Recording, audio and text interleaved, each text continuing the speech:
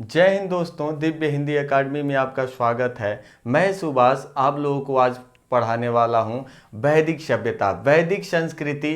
ये पीईटी में टॉपिक है जो पेट 2022 का एग्ज़ाम होने वाला है, उसका ये टॉपिक है दोस्तों। और भी कोई भी एग्ज़ाम होगा आपका, चाहे पुलिस का एग्ज़ाम हो गया, चाहे एसएससी का हो गया, चाहे यूपी पीसीएस हो गया, कोई भी एग्ज़ाम होगा वहाँ पे वैदिक सभ्यता पूछता है। तो आइए वैदिक सभ्यता को हम लोग रटेंगे नहीं, इसको समझ करके पढ़ेंगे। और ये पीईटी में टॉपिक भी दिया गया है। तो आप अगर हमारे चैनल को सब्सक्राइब नहीं किए हैं तो सब्सक्राइब करिए और बेल आइकन ज़रूर दबाइएगा, क्योंकि जो भी वीडियो आपको हम अपलोड करेंगे वो सबसे पहले आप तक पहुंचेगा दोस्तों, सबसे पहले आप तक पहुंचेगा। तो चैनल को सब्सक्राइब करिएगा, बेल आइकन दबाइएगा और आप लोग शेयर ज़रूर करिएगा। तो चलिए वैदिक सभ्यता को शुरू करते हैं, वैदिक संस्कृति को शुरू करते हैं दोस्तों। तो वैदिक सभ्यता होता क्या है, ये वैदिक सभ्यता है क्या? वैदिक सभ्यता अभी हम लोग पढ़े थे सिंधु घाटी सभ्यता दोस्तों, सिंधु घाटी सभ्यता पढ़ें। सिंधु घाटी सभ्यता में आप लोग देखे थे सिंधु घाटी का सभ्यता का जो समय था वो समय 2500 बीसी से लेकर के 1750 बीसी आपको पढ़ाया गया था, यानी ईसा पूर्व था। तो ईसा पूर्व 1750 तक था। और ये वैदिक सभ्यता हम लोग देख रहे हैं, वैदिक सभ्यता 1500 बीसी से शुरू हो रहा है दोस्तों। कहाँ से? 1500 बीसी से शुरू हो रहा है। तो 1750 और 1500 के बीच में कोई ऐसी सभ्यता हमारे भारत देश में नहीं थी जिनको हम उस तरीके से हाईलाइट करके पढ़ सकेंगे। तो सिंधु घाटी सभ्यता एक नगरी सभ्यता थी दोस्तों, एक नगरी सभ्यता थी, एक उच्च सभ्यता थी, एक विकास वाली सभ्यता थी, ठीक है ना।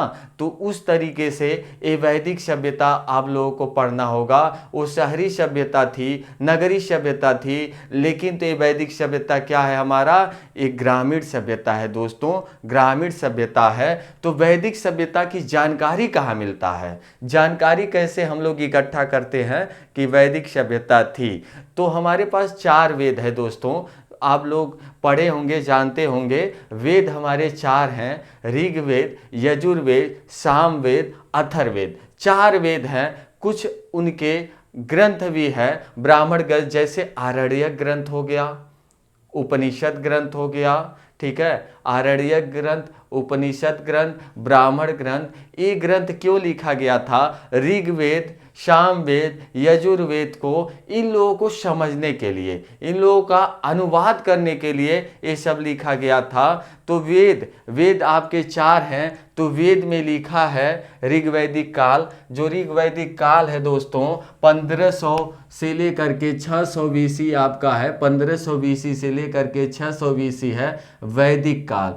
तो वैदिक काल देखेंगे 2 भागों में बंटवारा हो गया है दोस्तों, 2 भागों में। पहला ऋग्वैदिक काल जो चलेगा 1500 बीसी, और कहाँ से चलेगा? 1500 बीसी से कहाँ तक? 1000 बीसी। वहीं उत्तर वैदिक काल दोस्तों पढ़ेंगे, उत्तर वैदिक काल तो 1000 बीसी से 600 बीसी चलेगा उत्तर वैदिक काल।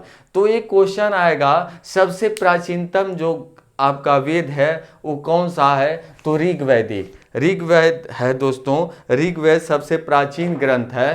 तो आगे चलेंगे, आप लोग देखेंगे ऋग्वेद के पहले हम लोग देखेंगे कि वैदिक सभ्यता का निर्माता कौन है। वैदिक सभ्यता का निर्माता यानी वैदिक सभ्यता को बनाया किसने, या वैदिक संस्कृति को बनाया किसने?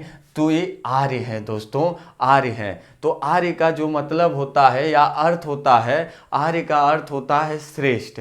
आर्य का क्या होता है दोस्तों? आर्य का मतलब होता है श्रेष्ठ होता है। तो निर्माता आर्य थे। आर्य का अर्थ होता है श्रेष्ठ या कुलीन होता है दोस्तों, या उत्तम होता है। यही जो आर्य है यही वैदिक सभ्यता के निर्माता है दोस्तों।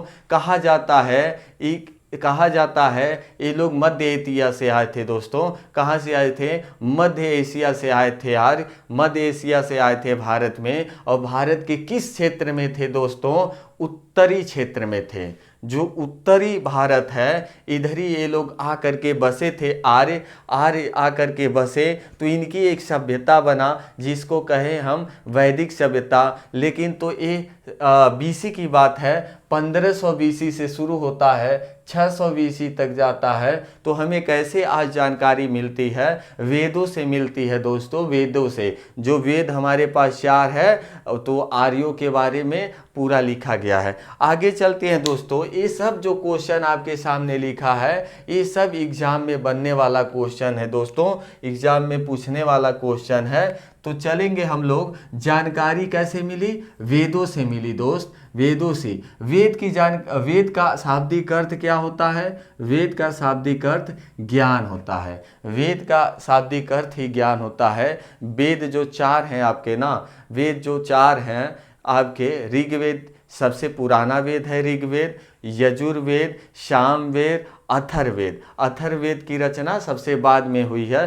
तो ऋग्वेद जो है ऋग्वैदिक काल में रचना हुई है दोस्तों, 1500 बीसी से लेकर के 1000 बीसी तक ऋग्वैदिक काल में रचना हुई है। तो यानी वेद का शाब्दिक क्या हो रहा है? ज्ञान हो रहा है। यानी ज्ञान, वेद का मतलब ज्ञान है, तो आपके वेद से क्या मिलेगा? ज्ञान प्राप्त मिलेगा, कुछ ज्ञान प्राप्त मिलेगा। इसीलिए हम लोग कह रहे हैं दोस्तों कि इसकी जो जानकारी पूरा मिलता है वेद से मिलता है। आएंगे हम, वेद कितने प्रकार के हैं यहाँ लिखा है आपके, कितने प्रकार के हैं देखिए। पहला है ऋग्वेद। वेद 4 प्रकार के हैं। पहला है ऋग्वेद, दूसरा है यजुर्वेद, तीसरा है सामवेद, चौथा है अथर्ववेद। तो एक एक करके हम लोग दोस्तों पढ़ेंगे, एक एक करके पढ़ेंगे। लेकिन तो आपसे प्राचीन सबसे पूछेगा तो ऋग्वेद लगाइएगा दोस्तों, सबसे प्राचीन। देखिए रचना ऋग्वैदिक काल में हुई है। ऋग्वेद की रचना कहाँ पे हुई है? ऋग्वैदिक काल में हुई है। यानी आपसे क्वेश्चन पूछे ऋग्वैदिक काल में किसकी रचना हुई, तो ऋग्वेद की रचना हुई दोस्तों। और ये सबसे प्राचीन है, 4 वेदों में सबसे प्राचीन माना जाता है। 4 वेदों में सबसे प्राचीन माना जाता है। इसमें 10 मंडल है दोस्तों, और 10,462 ऋचाएँ हैं। 10,462 क्या है? ऋचाएँ हैं। 1028 सूक्तियाँ हैं दोस्तों, 1028 सूक्तियाँ हैं इसमें। तो ये भी पॉइंट सब आप लोग याद करिएगा दोस्तों। और मंत्र उच्चारण इसमें होता है। जैसे बात सुनिए, आज जो होता है जैसे मंत्र का उच्चारण पंडित जी लोग करते हैं ना, उसी तरीके से चारों जो वेद होगा कोई ना कोई मंत्र का उच्चारण करेगा। तो ये भी एग्जाम में बनता है दोस्तों, ये भी एग्जाम में बनता है। तो इसको याद करना है आप लोगों को। ऋग्वेद में मंत्रों का उच्चारण कौन करता था? तो होता नामक ऋषि करता था। इनका क्या नाम होता था? होता नामक ऋषि हुआ करते थे।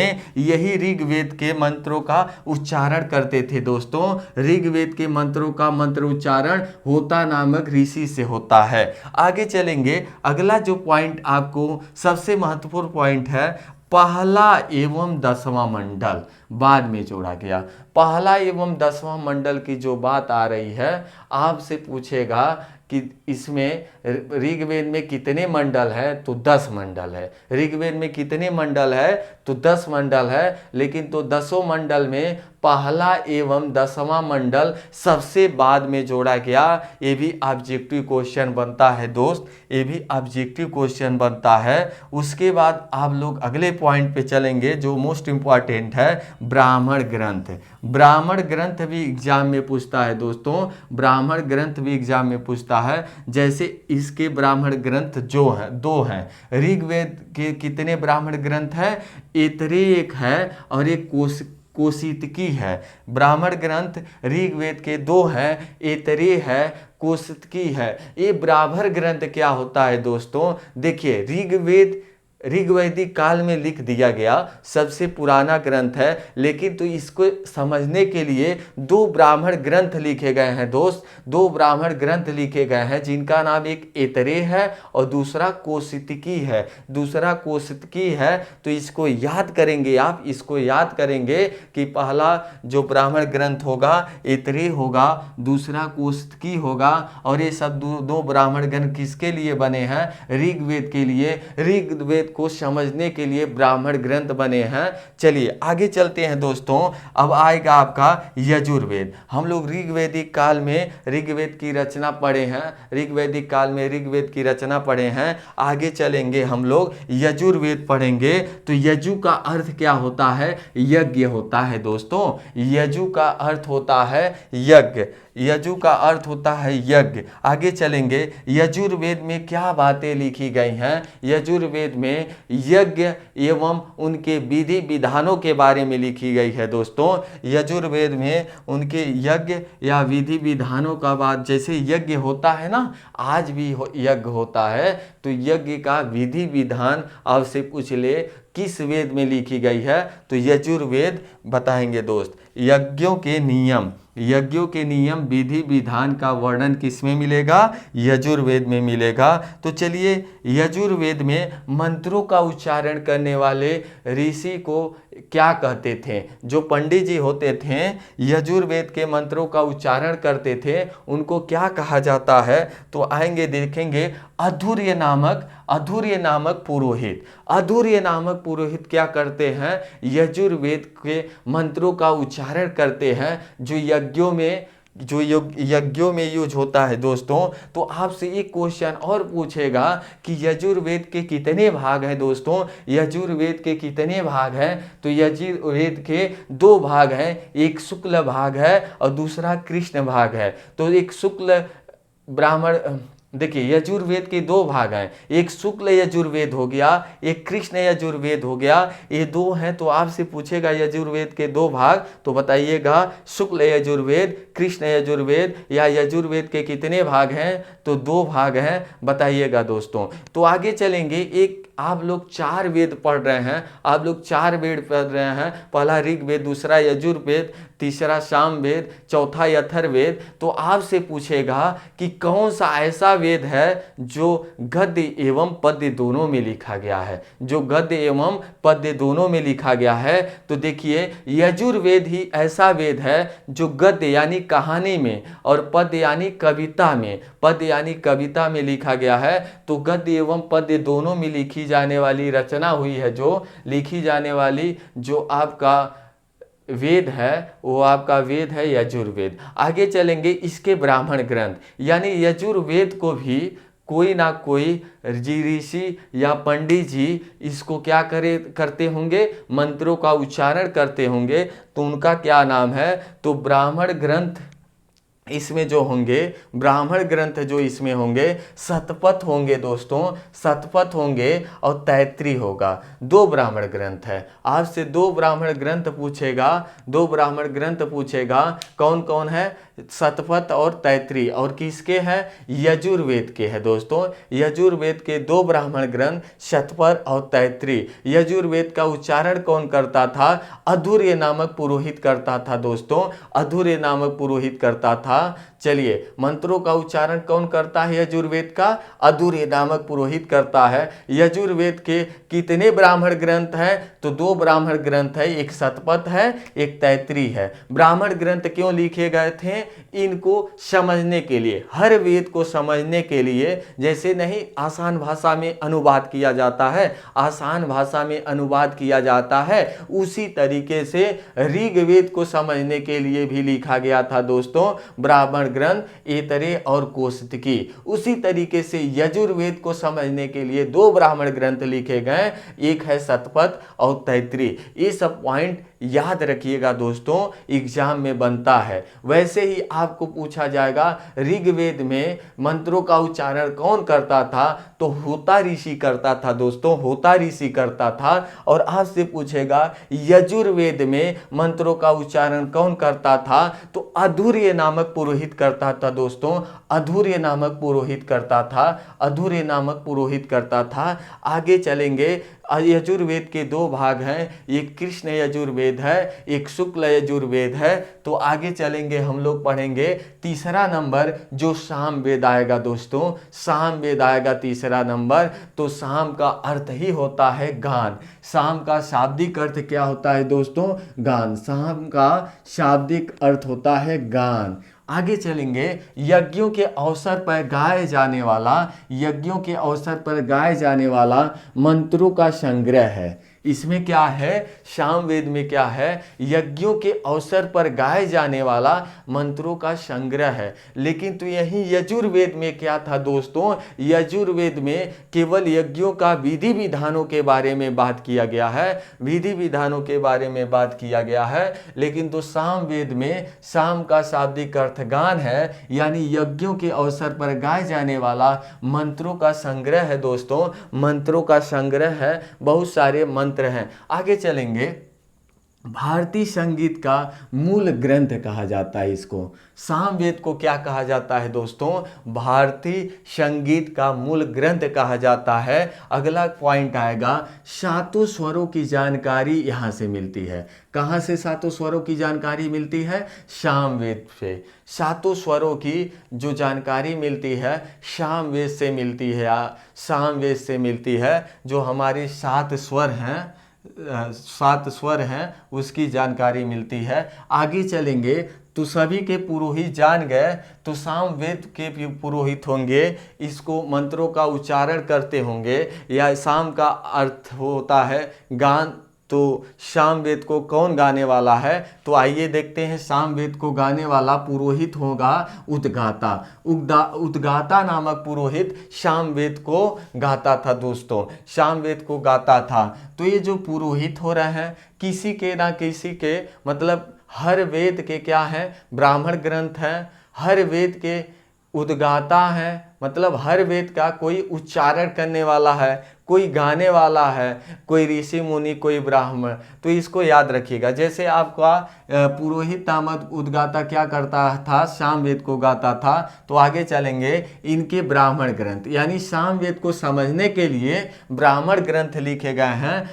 पहला ब्राह्मण यही है, लास्ट है, और पहला है, दोनों है दोस्तों, क्योंकि एक ही है इसमें। ब्राह्मण ग्रंथ जो सामवेद का है पंचविश ब्राह्मण ग्रंथ है। क्या है, पंचविश ब्राह्मण ग्रंथ है। आगे चलेंगे, हम लोग 3 पढ़ चुके। पहला ऋग्वेद पढ़े हैं, दूसरा पढ़े हैं यजुर्वेद, तीसरा आप लोग पढ़े हैं सामवेद। लेकिन तो अब चलेंगे चौथा अथर्ववेद, और यही लास्ट वेद है दोस्तों, यही लास्ट वेद है। आगे चलेंगे, रचना सबसे अंत में हुई, ये पॉइंट, यानी अथर्ववेद की रचना सबसे अंत में हुई दोस्तों, अथर्ववेद की रचना सबसे अंत में हुई। ऐसे भी पूछ सकता है, 4 वेद है आपके पास, तो सबसे अंत में रचना किसकी हुई, तो अथर्ववेद बताएंगे। और सबसे पहले रचना किसकी हुई, तो ऋग्वेद बताएंगे, ऋग्वेद बताएंगे। सबसे प्राचीन ग्रंथ पूछेगा, सबसे प्राचीन वेद पूछेगा, तो ऋग्वेद बताएंगे।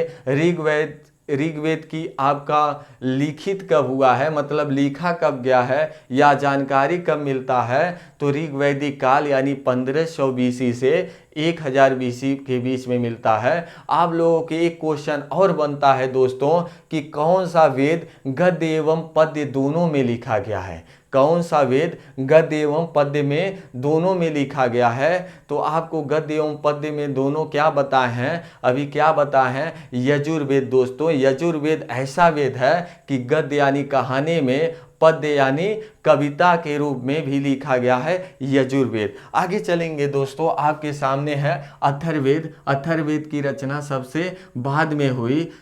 इसमें क्या दिया गया है, इसमें क्या बातें दिया गया है कि हम लोग पढ़ते हैं। पहले तो देखिए, अथर्ववेद में धर्म, औषधि, धर्म के बारे में, जो आप लोगों का धर्म है, जैसे हिंदू धर्म के लोग ही इसको मानते हैं, तो धर्म के बारे में, औषधि के बारे में यानी दवा के बारे में, और रोग निवारण, यानी अथर्ववेद में जो औषधि है, आयुर्वेदिक मेडिसिन, ठीक है ना, आयुर्वेदिक मेडिसिन, औषधि के बारे में और रोग निवारण के बारे में यहाँ दिया गया है। आगे चलेंगे, जादू टोना का उल्लेख, जादू टोना का भी उल्लेख है दोस्तों। आपसे ऐसे बनता है क्वेश्चन कि किस वेद में जादू टोना का उल्लेख है, तो सबसे लास्ट वाले में अथर्ववेद में, सबसे लास्ट वाले में अथर्ववेद में। किसमें औषधि और रोग निवारण की बात किया गया है, तो चौथा है अथर्ववेद में दोस्तों, अथर्ववेद में। अब आएंगे इसको एक बात और कहते हैं जो प्रमुख बात है दोस्तों, इसको चिकित्सा ग्रंथ भी कहते हैं। इसको क्या कहते हैं? चिकित्सा ग्रंथ भी कहते हैं। आपके अथर्ववेद को चिकित्सा ग्रंथ भी कहा जाता है। आगे चलेंगे, इसकी रचना किसने किया? सबसे बाद में हुआ है, तो इसकी रचना किसने किया दोस्तों? इसकी रचना अथर्वा ऋषि ने किया है, अथर्वा ऋषि द्वारा हुआ है दोस्तों। इसकी रचना अथर्वा ऋषि द्वारा हुआ है। आगे चलेंगे, इसके भी ब्राह्मण ग्रंथ होंगे ही, क्योंकि सभी के ब्राह्मण ग्रंथ हैं, तो इसके भी ब्राह्मण ग्रंथ होंगे, क्योंकि इसको भी समझना है, अथर्ववेद को भी समझना है, तो इसके ब्राह्मण ग्रंथ जो है गोपथ है, गोपथ है, गोपथ एक ही है दोस्त, गोपथ है, एक ही है। आगे चलेंगे, आप लोग का 4 वेद समाप्त हुआ दोस्तों, 4 वेद समाप्त हुआ, तो ये वैदिक सभ्यता का पहला पार्ट होगा। सेकेंड पार्ट भी आपको अपलोड किया जाएगा। इसी में भारतीय इतिहास के आपके जो प्लेलिस्ट बनाया गया है, भारतीय इतिहास यानी भारत का इतिहास वाला जो प्लेलिस्ट है, इसमें पहला पार्ट आप लोग पढ़ चुके हैं, तो दूसरा पार्ट भी मिलेगा, उसी में होगा। आप लोग सिंधु घाटी सभ्यता का भी देखें, पार्ट 1 पार्ट 2। आप लोगों को हिंदी पढ़ना है तो प्लेलिस्ट पे जाएं दोस्तों, पूरा हिंदी का सिलेबस आपको कराया जाएगा। आप लोगों को करेंट अफेयर करना है तो इडुटेरिया करेंट अफेयर के नाम से आप लोगों को एक प्लेलिस्ट अलग बनाया गया है दोस्तों। तो आप लोग चैनल को सब्सक्राइब लाइक जरूर कीजिए। अब आगे जो बात होगा दोस्तों, आगे जो बात होगा आरण्यक ग्रंथ का बात होगा। क्या बात होगा? आरण्यक ग्रंथ, आरण्यक ग्रंथ का बात होगा। चलिए, आरण्यक ग्रंथ, अरण्य का मतलब क्या होता है? जंगल। अरण्य का क्या मतलब होता है? जंगल, यानी जंगल में गाए जाने वाला मंत्र, यानी जंगल में उच्चारण करने वाला जो मंत्र हुआ उसे क्या कहेंगे? आरण्यक ग्रंथ। ये क्या होता था? जंगल में उच्चारण किया जाता था दोस्तों, अरण्य में किया जाता है। अरण्य क्या है? जंगल का ही पर्यायवाची है दोस्त। पूछता है आपको हिंदी में, अरण्य क्या है? जंगल का पर्यायवाची है। तो इसको जंगल में गाने जाने वाला यानी मंत्रों का उच्चारण, जंगल में जाते थे ऋषि मुनि लोग और जंगल में इसका उच्चारण करते थे, इसीलिए नाम पड़ गया आरण्यक ग्रंथ पड़ गया दोस्तों, आरण्यक ग्रंथ पड़ गया नाम इसका, जंगल में उच्चारण करने के नाते। आगे आप लोगों को हम पढ़ाएंगे अगले वाले पार्ट में उपनिषद ग्रंथ। उपनिषद ग्रंथ कितने हैं? 108 हैं। उपनिषद ग्रंथ कितने हैं? 108 हैं दोस्तों। उपनिषद ग्रंथ कितने हैं? 108 हैं। उपनिषद का क्या मतलब होता है? शाब्दिक अर्थ क्या होता है उपनिषद का? उप का मतलब होता है समीप, उप का मतलब होता है समीप, निषद का मतलब होता है बैठना। उप का मतलब होता है समीप, उप का मतलब होता है समीप और निषद का मतलब होता है बैठना, निषद का मतलब होता है बैठना। तो जो समीप बैठकर ज्ञान प्राप्त किया जाता है उसे क्या कहते हैं? उपनिषद कहा जाता है। तो उपनिषद आपके 108 हैं, जिसमें 12 प्रमाणित है दोस्तों, 12 प्रमाणित है। ये भी पूछता है। तो अगले पार्ट में हम उपनिषद, आरण्यक ग्रंथ, ठीक है ना, और ब्राह्मण ग्रंथ तीनों पूरा करेंगे। और भी जो पॉइंट बच रहा है वैदिक सभ्यता से यानी वैदिक संस्कृति से, आप लोग को पार्ट 2 में करवाएंगे। तो अगर वीडियो पसंद आया हो तो लाइक शेयर सब्सक्राइब करना ना भूलें दोस्तों, क्योंकि आप लोग सब्सक्राइब करेंगे लाइक करेंगे तभी हम क्या हमको ऑक्सीजन मिलेगा, ठीक है ना। हमको थोड़ा ये होगा कि आप लोग लाइक कर रहे हैं तो और भी वीडियो बनाएंगे और आप लोगों को क्या होगा? पढ़ाई में बहुत ही फायदा होगा। जैसे पेट का परीक्षा आने वाला है तो पेट का जो भी सिलेबस जीएस का दिया है और हिंदी का दिया है, करेंट अफेयर का दिया है, स्टैटिक जीके का दिया है, सब कुछ हम अपने वीडियो के माध्यम से करवा रहे हैं। आप लोग प्लेलिस्ट देखते रहिए दोस्तों। तो बस इतना ही। जय हिंद।